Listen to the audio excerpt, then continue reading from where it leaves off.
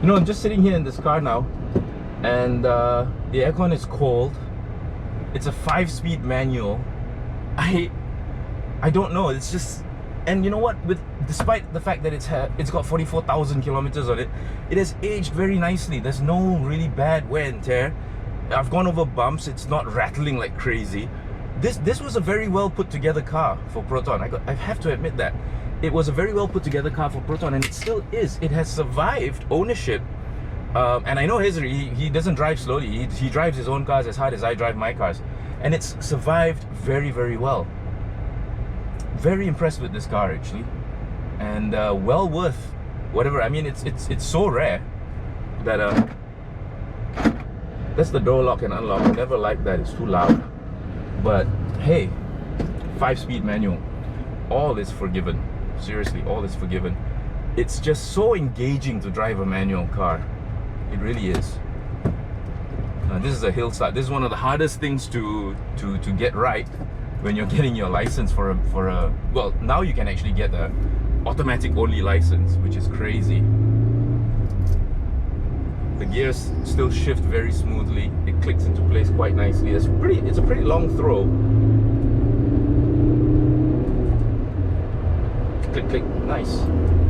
Maybe a short shift, slightly lower. Remember the Satria GTI, the gear stick was about this high, and then it was just an aluminum knob.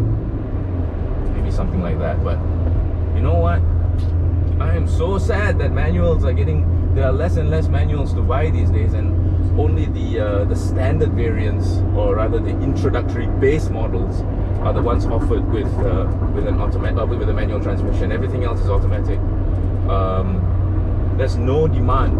There's absolutely no demand for manuals anymore. And then still, charging into a corner, turning in, using the gearbox to actually slow down the car. And if you're driving really, really hard, you can actually heel and toe to keep the revs up.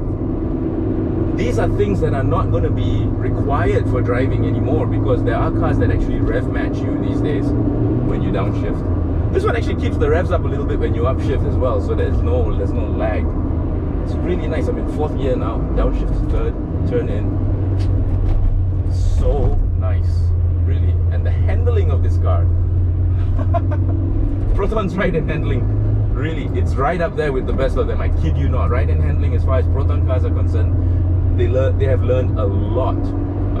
Don't forget, Proton used to own Lotus, so I'm very, very sure they learned something from Lotus during that time, and it shows.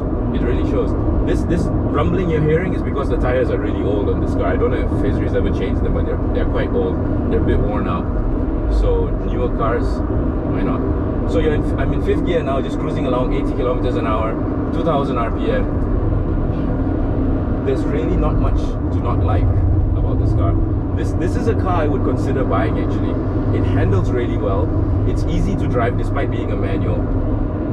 What more? I mean, you could commute with this car. If you work in a place where the traffic is not that bad. I'm going over some bad roads right now, and it's just soaking it up.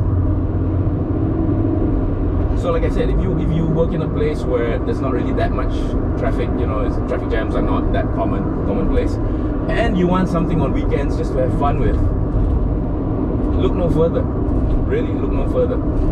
For the record, if you want a fun car for just the weekends, you definitely need a 5-speed manual. 3 pedals, 5-speed manual, 6-speed manual. That would be best. Because there's nothing quite as engaging as driving a car with 3 pedals. I mean, that was a bad hump. Okay, that was a bad hump, and it's still okay. This car is smooth, it is comfortable, it handles really well. Yeah. See, I knew it was going to be like this. I'm so glad I'm not disappointed. Amazing. You can feel what the tires are doing under you. And then if you just want to get away fast, downshift to 3rd.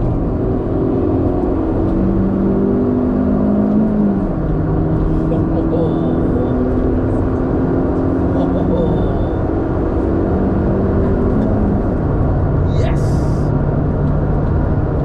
That's 160. That's 160. It's still pulling. Oh man. Yeah, baby.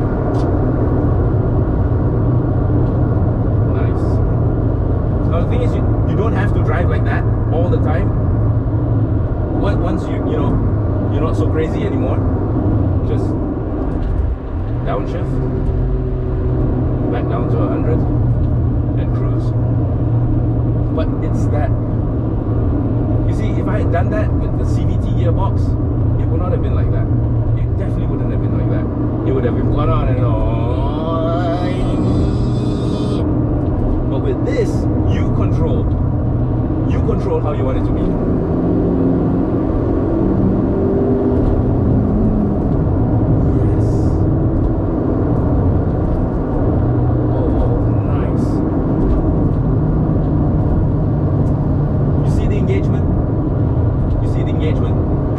That is what I'm talking about, the engagement. Really.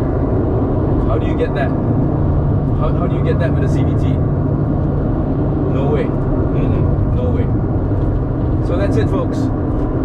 I'm so happy. I'm so happy.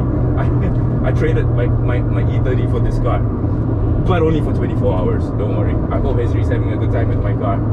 Check out garita.my if you want to see my car on his channel. I'm sure it's going to be quite cool. But till then, catch you all later. I'm going to enjoy this car a bit more. Bye.